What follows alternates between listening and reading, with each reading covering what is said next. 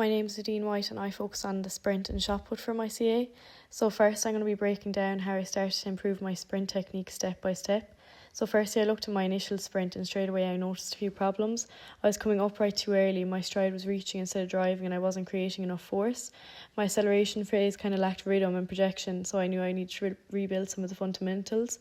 I watched Shirley Malsey and studied her sprint mechanics closely, and what stood out was how smooth and controlled her drive phase looked.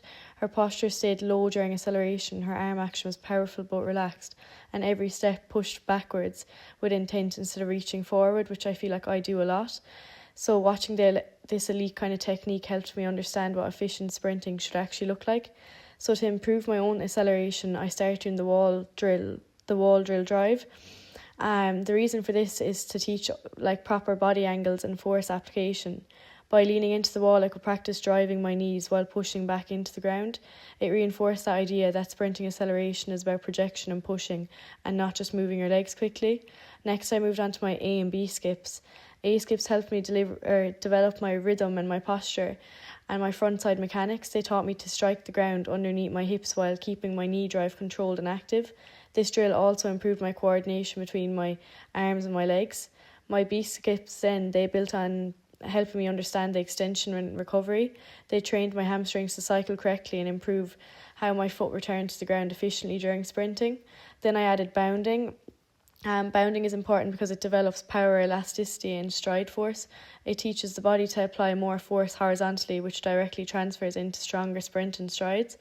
After that, I used fast high knees to improve my leg speed and ground contact time. The goal wasn't just lifting my knees high, it was training my feet to stride quickly and efficiently underneath me while maintaining posture. I also included pogo hops to help improve stiffness and reactive strength. In sprinting, stiff and reactive ankles help reduce energy loss and improve how quickly you can bounce off the ground between steps. One of the biggest changes I made was setting a marker for when to bring my head up during the sprint before I lifted my head too early, which caused my body to rise too soon and I lost a lot of acceleration. The marker trained me to stay patient in the drive phase and transition upright more naturally.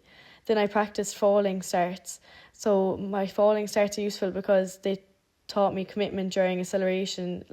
Instead of thinking about running first, you learn to let gravity pull you forward and attack the ground aggressively from the very first step.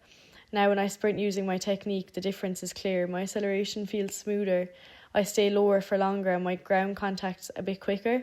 It's not a huge improvement, but if I keep working on it over time, I think it will really help me.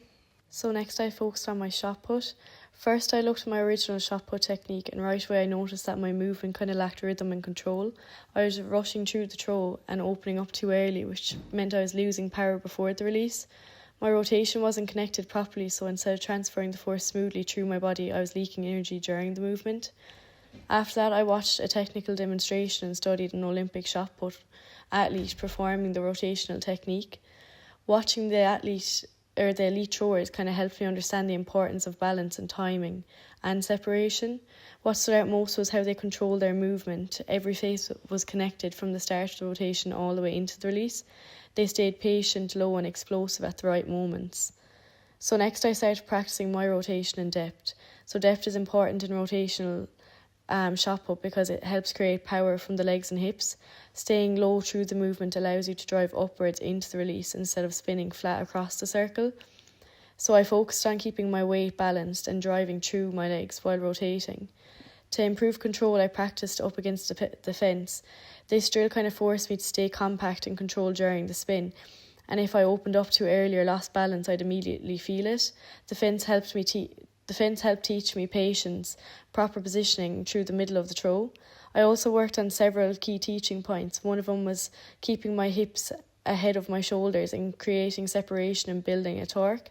Another way of staying on the ball of my foot during the turn to allow smoother rotation.